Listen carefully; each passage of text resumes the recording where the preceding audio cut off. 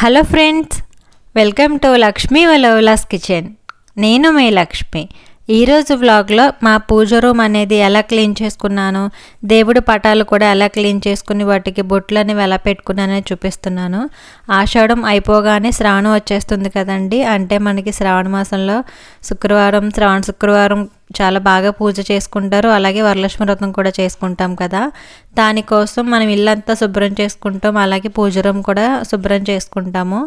Already ఇల్లంతా కూడా clean చేసేసుకున్నామండి దులుపుకొని.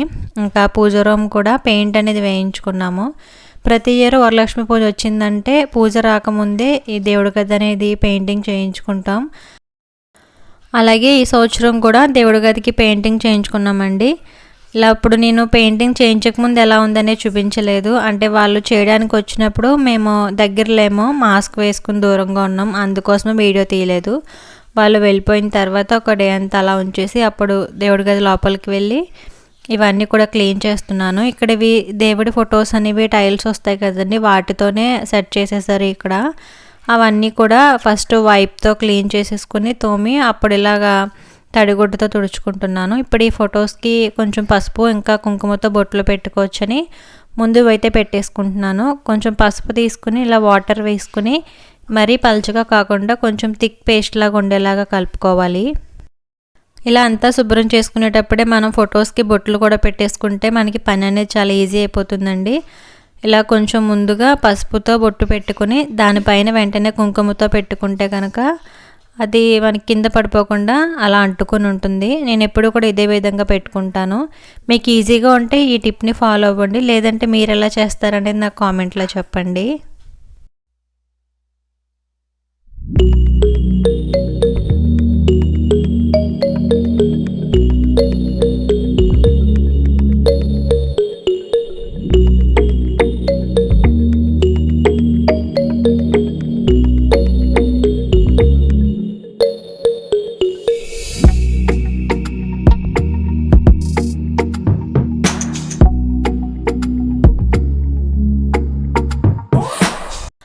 ఈ దేవుళ్ళందరికీ కూడా ఈ విధంగా బొట్లు అనేవి పెట్టి ఉంచుకున్నాను. ఇంకా దేవుడి గది కిందన ఫ్లోర్ అంతా కూడా క్లీన్ చేసుకుంటున్నాను. ఈ టేబుల్ ఉంది కదా, ఇది కూడా నేను క్లీన్ చేసేసుకున్నాను. ఈ టేబుల్ వెనకాల కూడా కొంచెం అంటే మనకు జరుపుకోవడానికి ప్లేస్ ఎక్కువగా లేదు, అందుకోసం కొంచెం ముందుకి జరిపి అక్కడ తుడుచుకొని ఆ తర్వాత మళ్ళీ బ్యాక్కి జరుపుతున్నాను. ఇదంతా కూడా ఇలా తుడిచేసుకుని తర్వాత తడిబట్ట కూడా పెట్టేశానండి. ఫస్ట్ వచ్చి టేబుల్ బ్యాక్ సైడ్ పెట్టుకుని ఆ తర్వాత ఫ్రంట్ అంతా కూడా పెట్టుకున్నాను.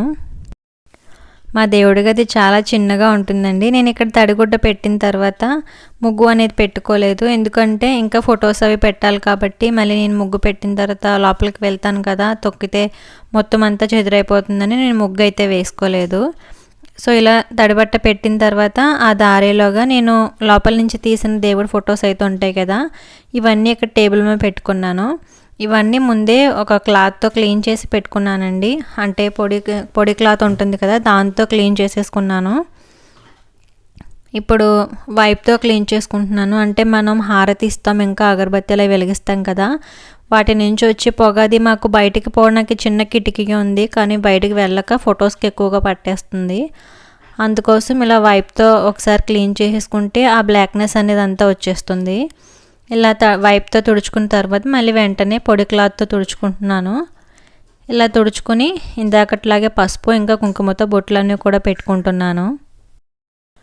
అన్ని ఫొటోస్కి ఇలానే వైప్తో తుడిచి తర్వాత పొడిగుడ్డతో తుడిచి అప్పుడు బొట్లు అనేవి పెట్టుకుంటున్నానండి. ఇలా అయితే చాలా ఈజీ అయిపోతుంది పని.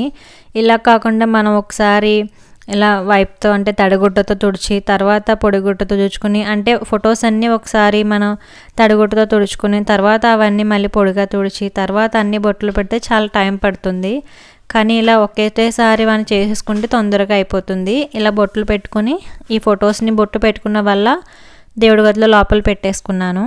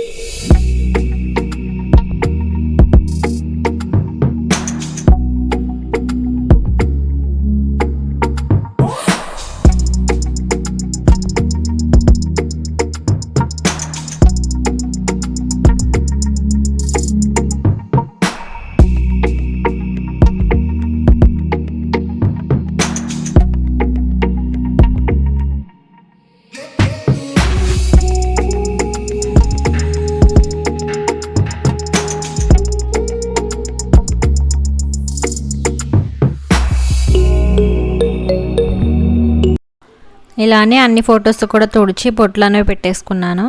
పెట్టుకుని నేను ఇక్కడ ఫస్ట్ పైన పెట్టే ఫొటోస్ ఏవైతే ఉంటావో అవి అయితే సెట్ చేసుకుంటున్నానండి. ఇక్కడ ఫోటోకి వెనకాల హోల్లా ఉంటుంది కదా, దానికి ఇనుప తీగలు ఉంటాయి కదా, అవి చుట్టి ఉన్నాయి మాకు. వాటితో మాకు వెనకాల మేకులు అనేవి ఉంటాయండి, వాటికి ఫిక్స్ చేసి ఈ విధంగా పెట్టుకుంటాం పైన. సో పైన ఫొటోస్ అన్నీ పెట్టుకున్న తర్వాత కిందవి కూడా నేను ఇదే విధంగా క్లీన్ చేసి బొట్లను పెట్టేసుకున్నాను. ఇంకా ఇది ఉంది కదా ఈ టేబుల్, దీనిపైన డైరెక్ట్గా వదిలేస్తే కనుక చెప్పాను కదా అగరత్తులు ఇంకా హారతి పొగ అనేది వెళ్ళట్లేదు సరిగా బయటకని, దానివల్ల బ్లాక్గా అయిపోతుంది. అందుకని మనం బుక్స్కి వేసుకునే కవర్ ఉంటుంది కదా, ఈ కవర్ అనేది వేస్తున్నాను.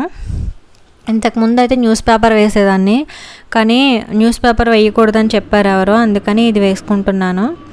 సో ఇది వేసుకుని ఎవ్రీ వీక్ అంటే ప్రతి వారం కూడా వారానికి ఒకసారి నేను ఇది తీసేసుకుని మళ్ళీ వేరే కొత్తగా వేసుకుంటానండి. సో ఇప్పుడు అన్ని ఫొటోస్ కూడా ఈ విధంగా సెట్ చేసుకుంటున్నాను. దేవుడి ఫోటోలు ఎక్కువగా ఉన్నా తక్కువగా ఉన్నా, ఒకవేళ ప్లేస్ తక్కువ ఉంది ఫొటోస్ ఎక్కువ ఉన్నాయి అనుకుంటారు కదా, మనం సెట్ చేసుకోవడాన్ని బట్టి ఉంటుందండి. ఒకవేళ ఎక్కువ ఫొటోస్ ఉంటే కనుక ఇలా గోడలకి కూడా మనం మేకులు కొట్టుకుంటే అక్కడ కూడా పెట్టుకోవచ్చు. దానివల్ల కింద స్పేస్ అనేది తగ్గుతుంది, అన్ని ఫొటోస్ కూడా కనిపిస్తాయి. సో ఫైనల్గా అన్నీ కూడా ఈ విధంగా సెట్ చేసుకున్నానండి. ఒక విషయం చెప్పాలనుకుంటున్నానండి, అది మీకు ఎంతవరకు యూజ్ అవుతుందో తెలియదు, కానీ యూజ్ అవుతుందనే చెప్తున్నాను.